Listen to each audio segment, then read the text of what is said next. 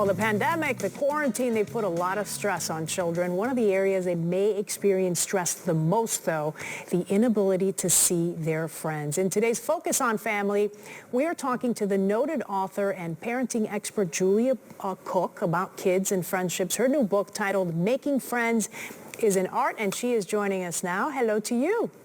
How are you? Great, great. It's so wonderful to talk to you here this morning. So I want you to sort of break down what kids are going through right now when it comes to keeping relationships, making new friends. What's their stress level like at this point? Well, it's hard to make new friends when you can't get out there and actually be face to face with a person. Making friends is a true art, and you have to, in order to have a lot of friends, you have to know how to act like a good friend and be a good friend. And so the book has all these skills in it that a good friend needs. Right now, how do we do that when we have restricted time with our friends to begin with? So that's a big challenge. How does this issue of friendships affect kids differently than, let's say, an adult? Well, not very much differently, actually, because if we, as human beings, just knowing that we have one person in our corner, one person who gets us, who understands what we're going through, that is huge for our mental health. And so life's tough, and it's hard for adults to get out there and say, hi, how are you? My name is. And it's even more difficult for children because they're very comfortable on screens, but person to person, confrontation is challenging for kids because they don't get as much practice as they need right now. And so many kids are so shy. So what would you tell them? Walk us through maybe a scenario of what you would tell kids so that they maybe open up a little bit more and make some new friends. Well, first of all, we have to celebrate differences in everyone. Everyone is unique, and being different is what makes us all work together. And so if you give a child a chance to ask questions about differences and talk about differences and celebrate differences, then the insecurity of not knowing goes away. Also, teach your kid to be golden. Treat others the way you want to be treated. If everybody did that, then we wouldn't have any problems getting along.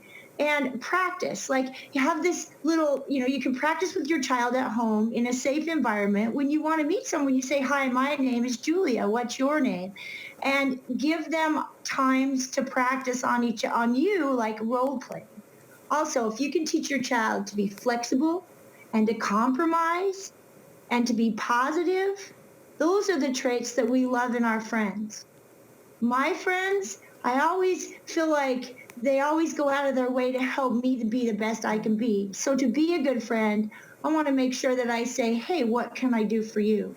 By serving others and helping others feel good about themselves, that's a huge attraction. So if we model those things with our kids, then that's the best way to teach them. Flexible and compromise. I think that's a big one, as you said, for adults, for kids too, but it's sometimes the hardest one to carry out. So how do you do that with kids who may not understand that concept? Well, model it in your home. I mean, anytime you get a teaching opportunity to teach compromise, compromise is your way, my way, our way, or no way.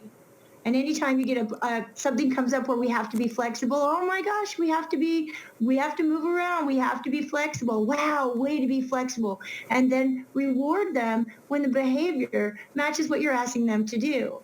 Because when kids do good things happen to them. And if they have the tools they need to be good friends, friendship will never be a problem for them because they'll be the kid who's liked and the kid who likes themselves. Nice messaging. Okay, so talk about the book real quickly before we have to go.